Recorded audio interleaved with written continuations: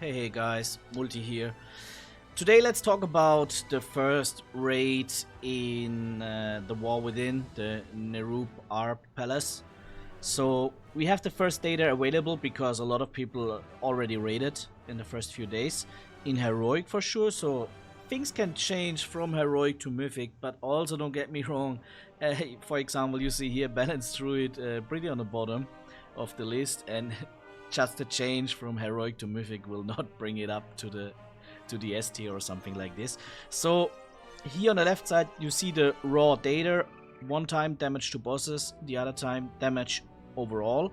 We try to mix it a little bit up. I think damage to bosses is maybe a little bit more important than the other thing, but in general I think we mix it up a little bit and we try to put the specs into a tier list. Let's start on the order they are here. So we start with Frost Decay. Frost Decay is pretty good, could be better, but also pretty good around. So I think it's kind of low A tier at the moment. Unholy Decay definitely is doing a little bit more worse on both ends of the day, so both ends. So we put it here. Next one is the Demon Hunter spec. Demon Hunter, let's see, it is doing here not that well. Same is here. I would say we could it's a little bit lower on both ends. Could be maybe the first one that I just put into the C tier. Let's later on figure out how we put it. Definitely Balanced Druid, as you can see it here, and here it screams for help, so definitely super bad around here. Then we have the Feral Druid. Feral Druid is definitely doing much better than Balanced Druid, but also not doing very well. Could be best of C tier or low B tier. We will figure it out at the end. Augmentation Evoker, I mean, yeah, you know, it's not that easy to say about Augmentation Evoker. You will definitely bring one or two, but damage-wise, they are definitely not doing the best here, but that's pretty normal. So I think Evoker is pretty good. It's A or S tier in the raid. I'm not sure how many we will see. It's maybe more important in Mythic than in Heroic, but pretty good overall. Next one is Devastation Evoker. Not doing that good here, not doing that good here, so we put him just into the C tier. So what we will do here is transferring the raw numbers into a tier list for week 1. Beastmaster for me is very interesting. Damage to bosses very high. I think it's kind of common that Beastmaster is very strong at the start, because kind of easy to play. Mostly not so depending so much on gear at the beginning, and yeah, it seems like it's doing pretty good. It's here on the middle, it's here pretty much on the top, so I think putting Beastmaster onto the top of the A tier is not that bad. Next one is the Marksman Hunter, is doing here a little bit, or is here kind of the same than Beastmaster, and here it's in the middle of the pack, so I also think we can put it here. Middle of the pack, same as you can see here, running around. It's doing it for the Survival Hunter is fine. It's not that great, but it's definitely a fine spec. Arcane Mage, super interesting.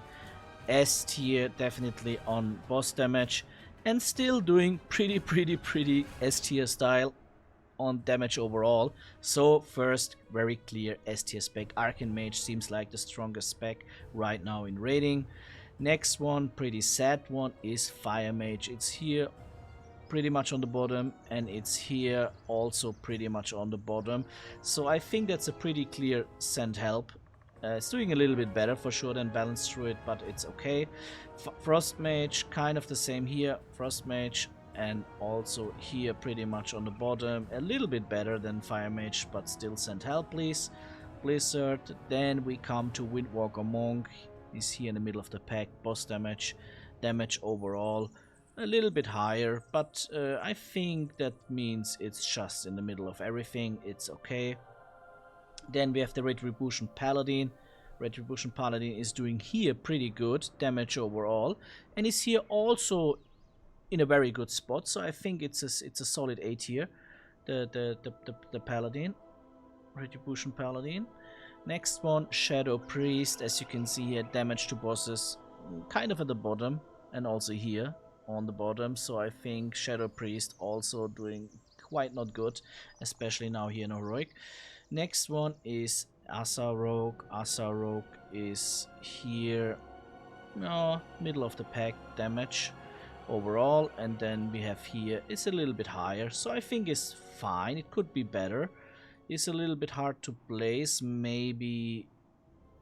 Yeah, let's put it here on, also on the A tier. We have a pretty good A tier so far, pretty big one. Next one, Outlaw Rogue, kind of the same. It's doing here even better, and here, sorry, Outlaw Rogue is the one that I messed it up with Sub Rogue. It's doing very good damage overall, and it's also here doing quite good, I would say. As you can see here, the first 4 or 5 specs are a little bit ahead of the other ones, so I would say could be maybe the lowest S tier spec here. Arcane Mage is, as you can see here, quite on top. Alright, next one, Sub Rogue, is the same like with Asa Rogue. Here super together, and also here pretty close together, Sub Rogue and the other one, Asa Rogue. So we put it as well here. Next one is Elemental Shaman. Elemental Shaman for me is very interesting, because I had the feeling they're doing pretty good, and they're doing good damage overall, but in boss fights not that quite good.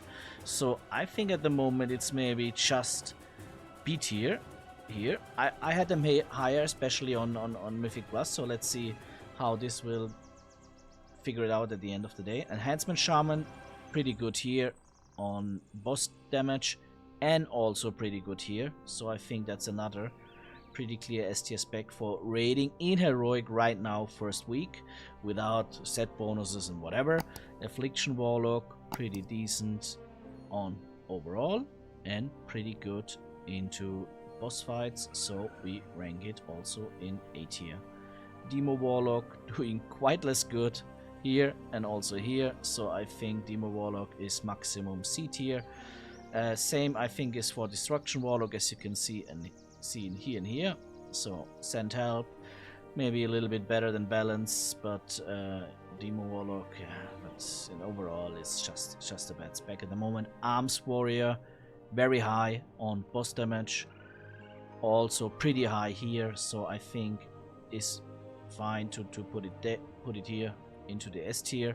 And same with Fury Warrior. Fury Warrior is here, not so high, could be a little bit higher, but it's here on top overall on the damage overall. So I think also maybe putting it here in the lowest S tier is right now for that list fine. Just again, I want to make it clear, it's the first week. We mix here boss DPS with damage overall, and again, first week, no set bonus, not so whatever, but we can already say that those specs definitely need help, because they will not get 30% or whatever damage increase with the set bonus, and those other specs also will get an increase.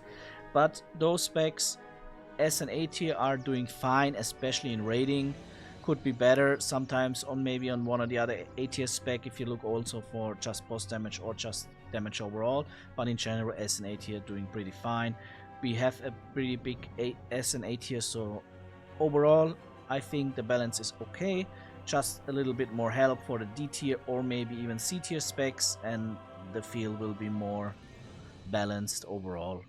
In general, I think is okay, besides the pretty low place specs.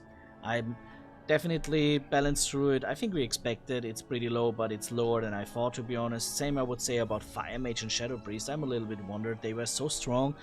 All of these specs were so strong in season 3, and I think even in season 4 of Dragonflight, so I'm wondering now that they are so bad. Arcane Mage even better than I thought. That we have 2 warrior specs so high is also pretty nice.